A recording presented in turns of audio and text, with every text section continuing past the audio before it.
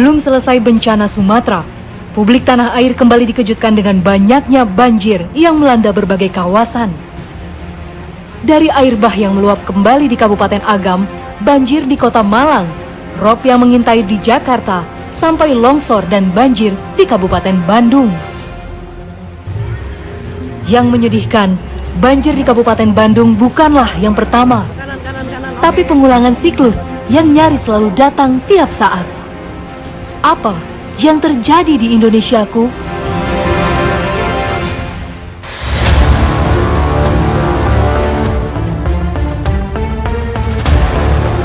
Sejak Kamis 4 Desember 2025, banjir kembali menerjang Kabupaten Bandung. Hujan dengan intensitas tinggi dan luapan Sungai Citarum menggenangi kawasan Dayuh Kolot, Bojong Soang, dan Bale Endah. Di hari pertama saja, ketinggian air di Dayuh Kolot sudah mencapai 2 meter. Dari 3 kecamatan, setidaknya ada 33.000 warga yang terdampak banjir.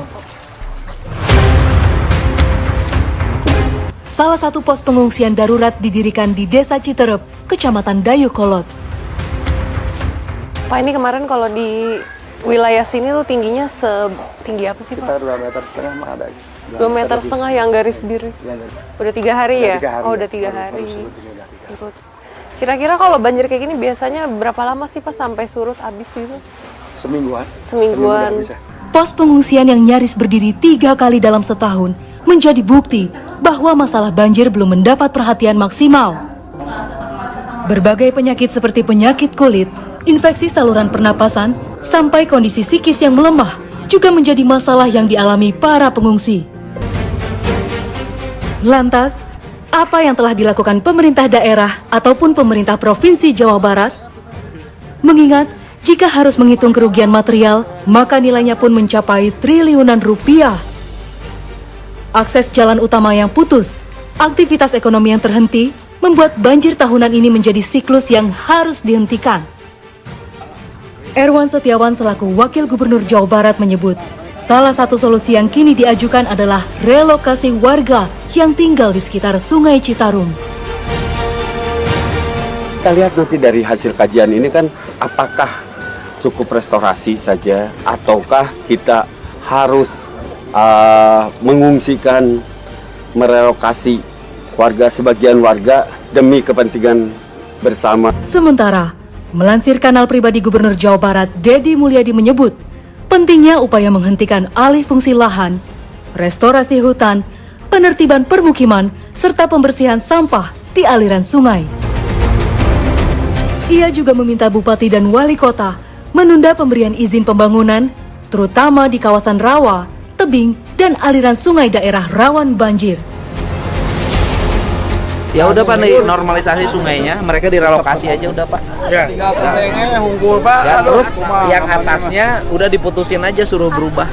Saya nggak, ini Pak. Tanamannya ganti lagi udah nggak bisa. Ya, Patut ditunggu, apakah semua itu bisa direalisasikan?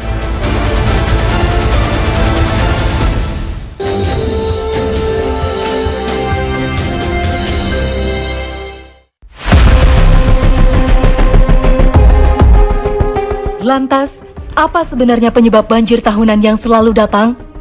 Kenapa banjir tak pernah bisa ditangani secara menyeluruh? Bersama Indra Badri, ahli geologi Indonesia, kami mencoba untuk menelusuri hulu dan hilir Sungai Citarum. Titik awal kami adalah Situ Cisanti yang berada di Dusun Tarumajaya, Kecamatan Kertasari, Kabupaten Bandung. Disinilah 7 mata air utama Sungai Citarum terkumpul sebelum dialirkan membelah Tatar Sunda sampai ke Muara Gembong, Bekasi.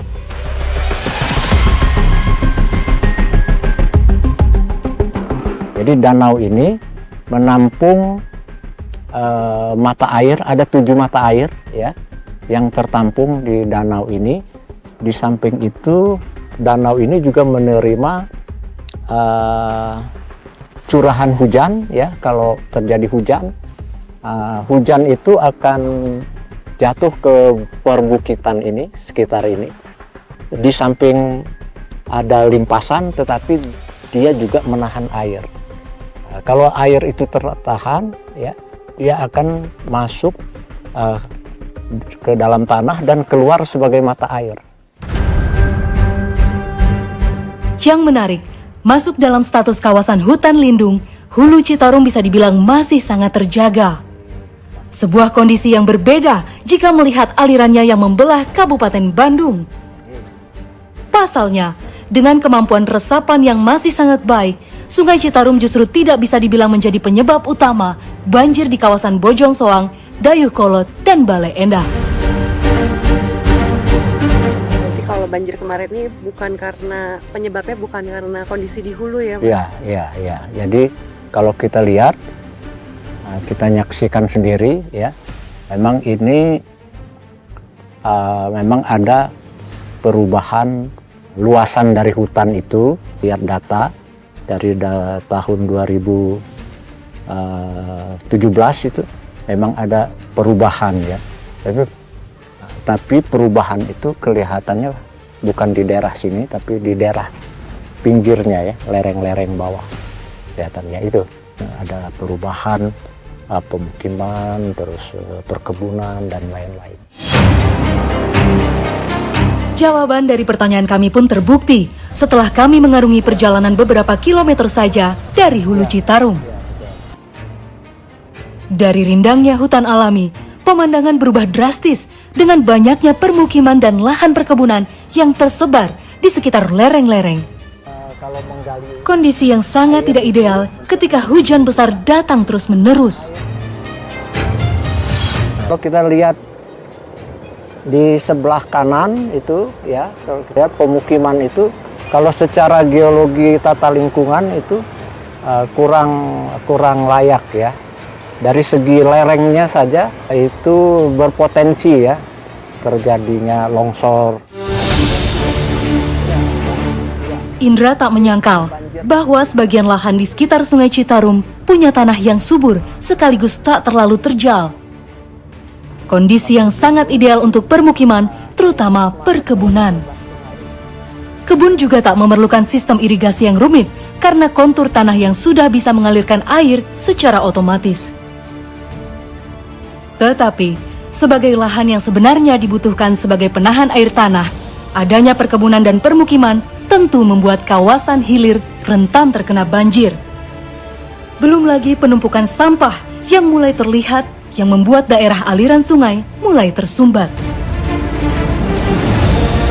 Dampaknya di sini dalam waktu pengolahan itu terjadi pengolahan tanah, akan terjadi perombakan dari soil itu.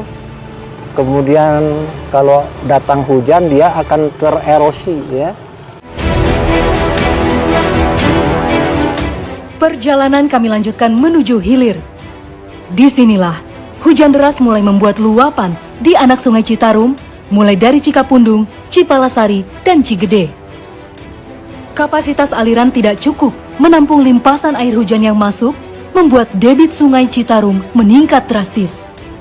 Dataran rendah yang berbentuk cekungan pun terkena imbasnya. Kali Citarum ini sungainya itu berliku-liku, ya. Ada yang disebut meander sungai, ya. Nah, biasanya pemukiman itu berada di sekitar meander sungai itu. Karena dia berada di situ, limpasan air lebih dekat, ya, lebih dekat ke pemukiman, ya. Kalau menurut peraturan pemukiman itu kan harusnya ada jarak, ya, ada jarak, ada buffer dari sungai, itu sudah ada ketentuannya. Dalam kurun waktu beberapa tahun, hutan di daerah Hulu Citarum menyusut dari 60.000 hektar menjadi 40.000 hektar. Akibatnya, limpasan air semakin besar, sementara daerah resapan di hilir terus menyempit. Penyedimentasian di badan sungai juga makin parah, mengakibatkan kapasitas sungai berkurang. Semua faktor yang berkumpul jadi satu inilah membuat 3 kawasan di Kabupaten Bandung menjadi sangat rentan.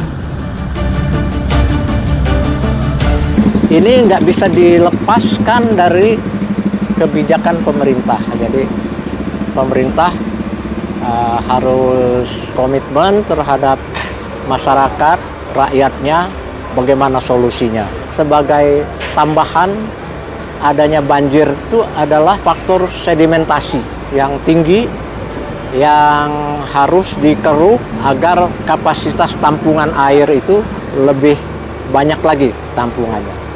Terus yang kedua, harus ada kolam-kolam retensi ya untuk menampung limpasan air hujan itu.